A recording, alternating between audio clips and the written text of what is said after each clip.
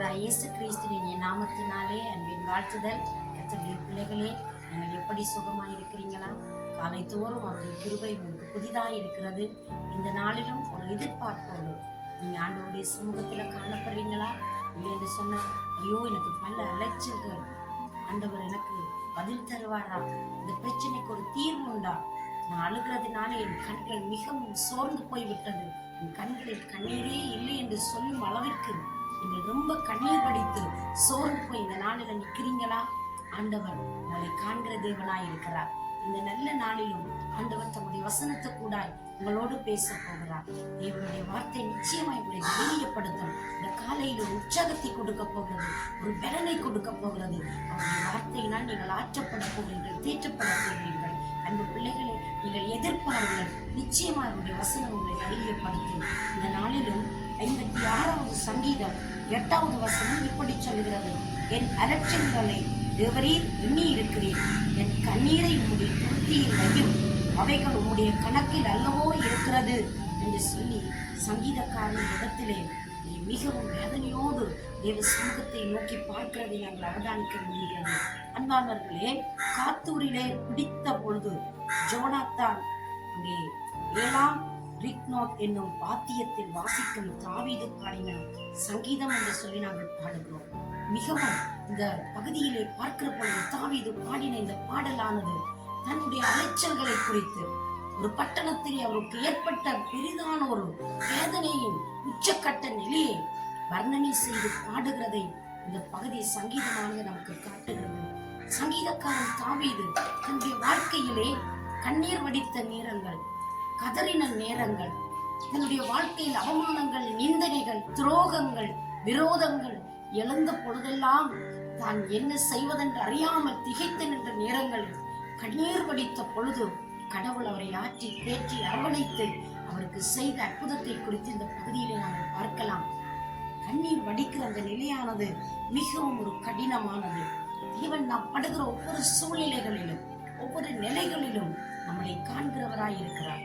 உயர்வு, தாழ்வு, குறைவு, இப்படிப்பட்ட சூழ்நிலைகள் நிமித்தமாக துன்பங்கள், அதே போல அவமானங்கள், தலைகுனிவுகள் வருகிற பொழுது நம்முடைய வாழ்க்கையிலே தாங்கும் நாம் துயரக்கொண்டு நம்ம கடவுளுடைய சமூகத்திலே கண்ணீர் வடிக்கிறோமே, இந்த கண்ணீர்களை அவர் அற்பமாய் எண்ண மாட்டார். இந்த கண்ணீர்களை அவர் துருத்தியிலே வைத்திருக்கிறார். என் அலைச்சல்களை எண்ணியிருக்கிறீர் என்று சொல்லி சங்கீதக்காரன் தாவீது தெய்வத்துக்கு மகிமை செலுத்துவதை நாங்கள் பார்க்கலாம். அன்பு பிள்ளையே, ஒரு நாள் ஒரு ஏழை தகப்பன் மிகவும் கடினமாய் கஷ்டப்பட்டு உழைத்துக் கொண்டிருந்தார். கல்களை உடைத்து தன்னுடைய வாழ்க்கை செலவு செய்வதற்கென்று செலவழித்துக் கொண்டிருந்தார். ஒரே ஒரு மகள், மிகவும் கவனமாய் அவளை பராமரித்து படிப்பித்துக் கொண்டு வந்தார்.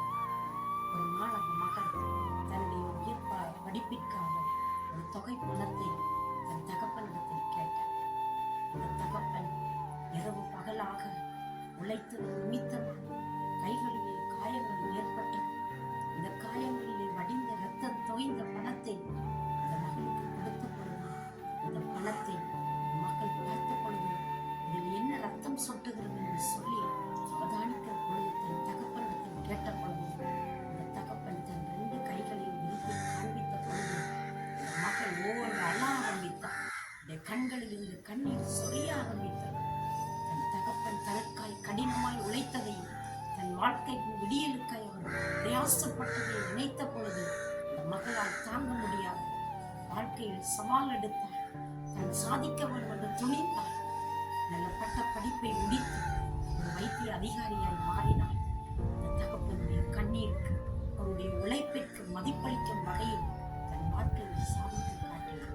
உலகத்து மனிதர்களே இப்படி பொறுப்புள்ளவர்களாய் இருக்கிற பொழுது, உலகத்து மனிதர்களுடைய வேதனைகள், பாடுகளை பிள்ளைகள் நினைத்து அங்கீகரித்து அதற்காய் பிரயாசப்படுகிற பொழுது, இந்த பரம லோகத்தையும் சர்வ லோகத்தையும் படைத்த ஆண்டவர் நம்மளுக்காய் செய்த தியாகங்கள் எத்தனை பெரியது! அவருடைய காயங்கள் எவ்வளவு ஆழமானவைகள்! கைகளில் இருந்து ரத்தம் வடிந்தது, சிரசில் இருந்து ரத்தம் வடிந்தது, வெளாவில் கால்களில் இருந்து ரத்தம் வடிந்தது. இந்த ரத்தம் சகல பாவங்களையும் கழுவி நம்மை சுத்திகரிக்கிறது. இன்றைக்கும் தகுதியுள்ள மக்களை எங்களை மாற்றுவதென்றால் ரத்தம் தான் பிரியமானவர்கள். இந்த பிள்ளைகள் இப்படி தன் உயிரை கொடுக்கும் அளவிற்கு தன்னை தியாகம் பண்ணின அந்த தெய்வம் நம்முடைய கண்ணீரை பார்த்து கொண்டு எப்படி அமைதியாக இருப்பார், எப்படி பேசாமல் இருப்பார், எப்படி அவர் பாராமுகமாயிருப்பார்.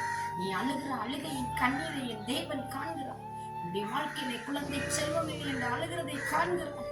என் பிள்ளைகளை நான் எப்படி வளர்ப்பேன், என் பிள்ளைகளை எப்படி பராமரிப்பேன் என்று தெரியாமல் நீங்கள் தவித்து நிற்கிறதை தெய்வம் பார்க்கிறார். நீங்கள் ஏமாற்றப்பட்டது தெய்வத்திற்கு தெரியும். நீங்கள் கைவிடப்பட்ட நிலையில் இருந்து கதறுகிறது அந்த வேதனையை புரிந்து கொள்கிற ஆண்டவர் உங்களோடு கூட இருக்கிறார். எந்த மனிதர்கள் உங்களோடு இல்லாவிட்டால், எந்த மனிதர்கள் உங்களோடு பயணிக்காவிட்டால், உங்களை படைத்த ஆண்டவர் உங்களோடு இருக்கிறார். இன்றைக்கு இருதயம் திறந்து, தெய்வமே என் வாழ்க்கையில் வாரும், எனக்கு ஒரு விடியலை தாரும், எனக்கு ஒரு விமோசனத்தை உண்டாக்கும் என்று சொல்லி நீ தெய்வத்தை நோக்கி பார்ப்பாயிருந்தால் இன்றைக்கு தேவனோட அற்புதம் செய்வார். அந்த மகளுக்காக தகப்பன் கடினமாய் உழைத்தார். இரவு பகல் பாராது வேர்வை சிந்தி ரத்தம் சிந்தி கடினமாய் பாடுபட்டார். அவரை பார்க்கிலும் தன் ஜீவனை கொடுத்த பரமபிதா என்னையும் உங்களை எப்படி அவர் மறப்பார், எப்படி அவர் பாராமுகமாய் இருப்பார். இந்த நன்கு பிள்ளைகளை இந்த நாளிலும் இந்த அதிகாரியில் தேவனுடைய வார்த்தைக்கு நேராக நீங்கள் காத்து நிற்கிறீங்களோ, கர்த்தருடைய வசனம் உங்களை தைரியப்படுத்த போகிறது. உற்சாகப்படுங்க, எழுந்து காரியத்தை நடப்பீங்கள். கர்த்தர் உங்களை பராமரிப்பார், பாதுகாப்பார், உங்களை நடத்தி செல்வார். நாங்கள் அவரை நோக்கி பார்க்கிற ஒவ்வொரு நிமிஷமும் பொழுதும் வினாடிகளிலும் நமக்கு உதவி செய்கிற அன்பின் கரம் நம்மோடு கூட கடந்து வரட்டும். இந்த நல்ல நேரத்தில் நீங்கள் வேதனையோடு துக்கத்தோடு தனிமையிலே தோல்வியோடு உட்கார்ந்து கொண்டிருக்கிற உங்களுக்காக நான் மன்றாடட்டும். கல்வியிலே தோற்று போய்விட்டீர்கள், தொழில் செய்கிற ஸ்தானங்களிலே பிரச்சனைகளும் குழப்பங்களும் கலகங்களுமாய் இருக்கிறது. எந்த அடிமைத்தனம், எந்த அதிகாரங்கள் உங்களை வேதனைப்படுத்தி கொண்டிருக்கிறது, அந்த நிலையில் இருந்து படைத்த கடவுளை எனக்கு இறங்கும், எனக்கு ஒரு பதில் தாரும் என்று சொல்லி நீங்கள் கேட்பீர்களா இருந்தால் உங்களுக்கு அவர் அற்புதம் செய்ய வல்லவராக இருக்கிறார். நான் உங்களுக்காக ஜெபிக்கட்டுமா? அவரை நோக்கி பார்க்கலாம். சர்வ வல்லமை உள்ள நல்ல ஆண்டவரே, இயேசுவின் நாமத்தினால் நம்முடைய பிள்ளைகளுக்கு ஒரு நன்மை செய்யும்படி நாங்கள் மன்றாடுகிறோம் ராஜா. நம்மை நோக்கி பார்க்கிறவர்களுக்கு நீர் உதவி செய்ய வல்லவர் ஐயா. நீர் இந்த நாளிலும் உடைய பிள்ளைகள் இருக்கும் அந்த நிலையிலே கடந்து சென்ற ஒரு அற்புதத்தை செய்வீங்களா? ஒரு அதிசயம் நடப்பதாக, கண்ணீர்கள் துடைக்கப்படுவதாக. ஆண்டவரே, அலைச்சல்களை அறிந்தவரே, நீர் ஒரு அற்புதம் செய்து உடைய மக்களை கனம் பண்ணி காக்கும்படி உடைய கரங்களில் ஒப்புக் கொடுத்து இயேசு கிறிஸ்துவின் நல்ல நாமத்தில் தாழ்மையோடு ஜெபிக்கிறேன் ஜீவனோட நல்ல பிதாவே.